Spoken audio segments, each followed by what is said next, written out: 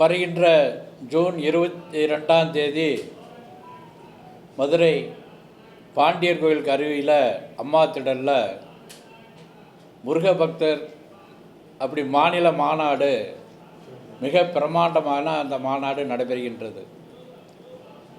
அந்த மாநாட்டை ஒட்டி வருகின்ற 13ஆம் தேதி அங்கே ஒரு அருள்காட்சி துவங்கப்படுகின்றது.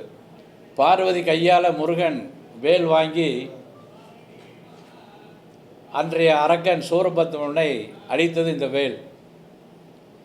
இந்த வேல் இந்த நாட்டில் இருக்கக்கூடிய அநியாயத்தையும் அக்கிரமத்தையும் அழிக்க வேண்டும் என்பது அதற்காக இந்த வேலினுடைய யாகம் நடைபெற்று கொண்டிருக்கின்றது. தமிழ் கடவுளான முருகன் இந்த நாட்டை, தமிழ்நாட்டை வளமாகவும் வல்லரசாகவும் உருவாக்குவதற்கு இந்த மாநாடு பயன்படும் என்று இந்த மாநாடானது நடத்தப்படுகின்றது. பல பேர் இந்த மாநாட்டை பற்றி கொச்சைப்படுத்துகின்றார்கள். இந்த மாநாடு எதற்காக என்று கேள்விகள் எழுப்புகின்றார்கள். இந்த இந்துக்களை ஒற்றுமைப்படுத்த வேண்டும் அப்படிங்கிற ஒரே நோக்கம்தான் இது. இந்து முன்னணி ஒரு அரசியல் கட்சி இல்லை. இந்துக்களை ஒற்றுமைப்படுத்துவதற்காக, இந்துக்களுக்காக வாதாட, போராட, பரிந்து பேச ஆரம்பிக்கப்பட்டு 45 ஆண்டுகளாகின்றது. பல்வேறு இந்துக்களுக்கான சாதனை புரிந்திருக்கின்றது இந்த 45 ஆண்டுகளில்.